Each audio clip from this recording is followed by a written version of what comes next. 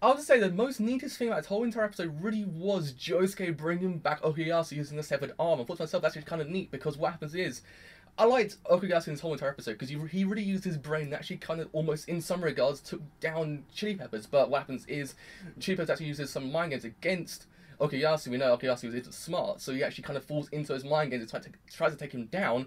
What happens is he kind of just says, got you now, and then chops his arm off, and then in the end drags him into the electrical current and actually takes him away and actually kills him. But what happens is Koichi's all like, holy freaking Christ, Okuyasu just died. And I'm just sitting there going, no, that could not have happened. I don't want it to happen because Okuyasu's a freaking babe. I do not want to see him die.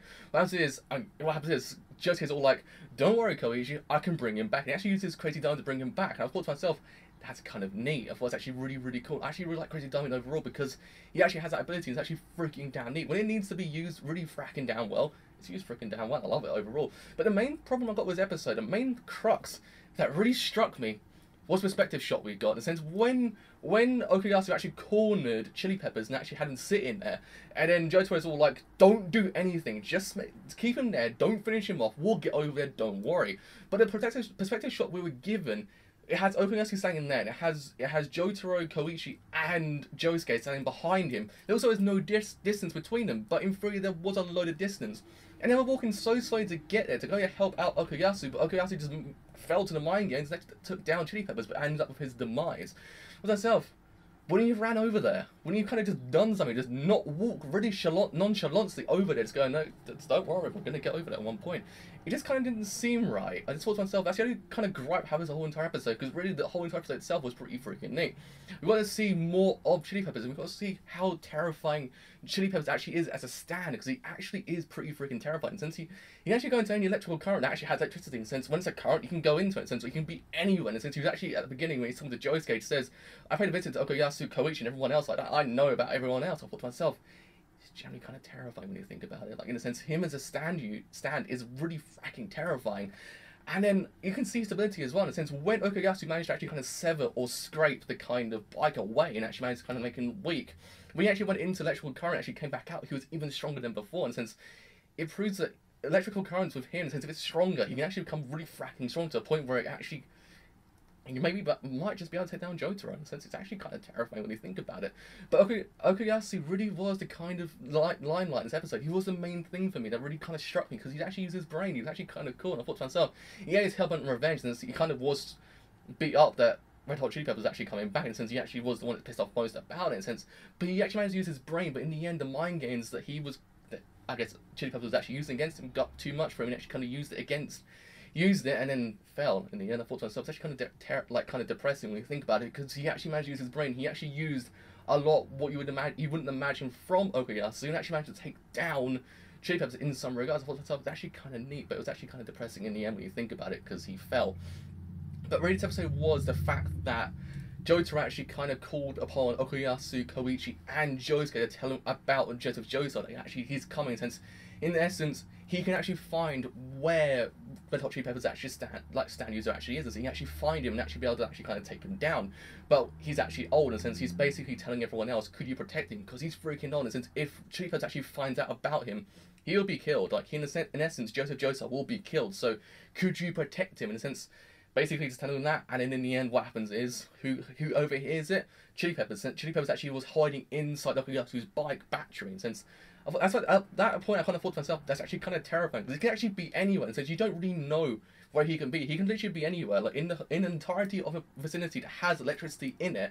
He can be there, and it's actually a terrifying prospect in the sense you really just can't pinpoint sometimes where he is. And since at the beginning you kind of, Joey's playing the game, turns it off, and the TV turns back on, and then Chili Peppers is actually just sitting inside the TV. It's kind of terrifying because you just see he can be anywhere in the world of Morio, since he can just literally be anywhere and just can't come out and try and kill you, and since it's actually kind of terrifying. But in essence, what happens is he actually overhears it and actually finds out, okay, I know who we've got to take down now, so I'm going to go to the port at noon tomorrow and actually take him down. And then, yeah, hilarity ensues because Okuyasu actually tries to take down Chili Peppers and actually, in some regards, does it. In a sense, he actually kind of does. Granted, that the scene when he's on the bike, I must say, that's a pretty neat bike. It actually just stood up that whole entire time and was actually just driving down that, like, kind of straight. Also, actually kind of a neat bike, and since that bike is pretty freaking cool. But I just like Jotaro and Josuke's reaction after Okuyasu died, in the sense when Okuyasu got taken away, Koishi's all like, "Oh my freaking god, he died!" And then everyone else is all like, "Okay, like we need to kind of figure out how we can save Joseph Joestar right now." And then Koishi's all like, "How are you so cool?" And at that point, I guess Koishi's realised he's stuck inside JoJo, where everyone acts cool, and everyone's in any situation everyone just acts cool. There's not one situation where everyone just goes. Everyone just acts cool. Even when Okuyasu's in shock afterwards, it just comes out of electrical current. He's just Josuke and Jotaro just walk off.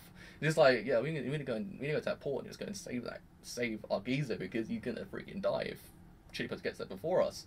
What's the stuff? They are freaking cool about everything. Like anything to be going on in the world, they're freaking cool about it and just don't freaking care. But I like this episode overall because we've got Chilli Peppers back. Chilli Peppers being my favourite stand so far this whole entire series. And we saw Okuyasu kind of take the line though. We also saw Josuke beat up Chilli Peppers for a little bit as well, which was actually kind of neat.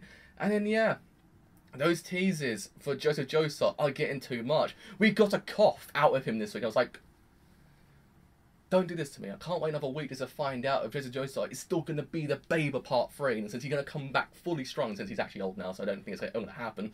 But still, Joestar is like, he used to be ripped, but now he's got full dentures, kind of uses the cane, and actually had like 2 gallstone removed. I was like, don't depress me even more, Jotaro. Don't depress me even more, Jotaro. I didn't need to know more about this. And so I just kind of like, he's such a freaking babe part 3. I don't want to see anything bad happen to him because he's my freaking babe. But yeah, next week's going to be the episode in which I'm guessing Joseph Joestar will return, and it's going to be freaking damn neat. So yes, with all that said, I've been the driver. If you like, do leave a like. It doesn't cut a bit. Leave a sub. Do leave a sub. It doesn't cut a bit. But with all that said, I have been the driver. And I will see you guys later.